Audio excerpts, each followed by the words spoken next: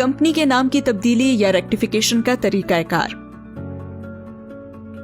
System میں log in کرنے کے بعد مائی کمپنیز یا LLP کے بٹن پر کلک کر کے مطلوبہ کمپنی کا انتخاب کریں۔ مطلوبہ کمپنی منتخب ہونے کے بعد کارڈ کے آخر میں موجود ویو ڈیٹیلز کے بٹن پر کلک کریں۔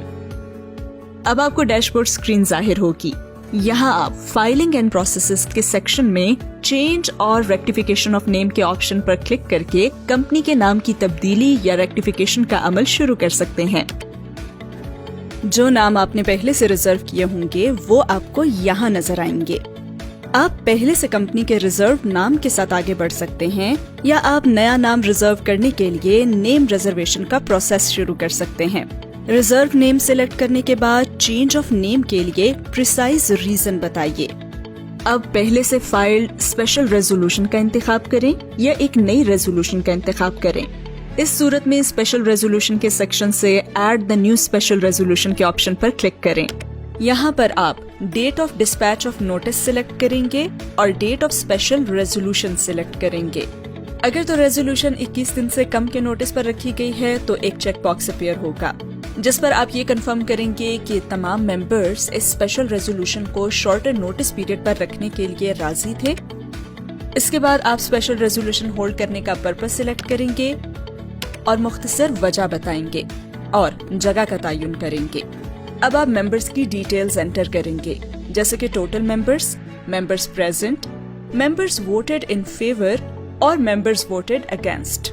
اب اسپیشل ریزولوشن ڈاکیومنٹ، NOC یا پرمیشن یا letter of intent of competent authority documents upload کریں۔ اب آپ امینڈڈ آرٹیکل آف ایسوسیشن اور ایفیڈیوٹ اٹیچ کریں۔ سسٹم کمپنی کے لیے اپڈیٹڈ میمورینڈم تیار کرے گا۔ کمپنی کا اپڈیٹ کردہ میمورینڈم دیکھیں۔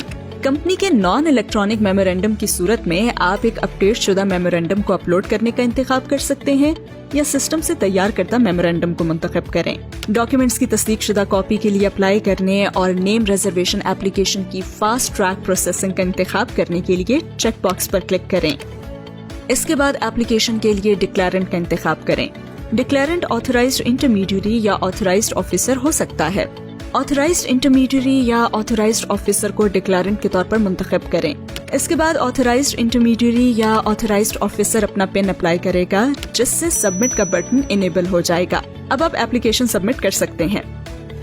سبمیشن کے بعد پیمنٹ کی اسکرین پر آگے بڑھنے کے لیے پے ناؤ کے بٹن پر کلک کریں۔ ادائیگی کریڈٹ کارڈ، ڈیبٹ کارڈ یا ون بل کے ذریعے کی جا سکتی ہے۔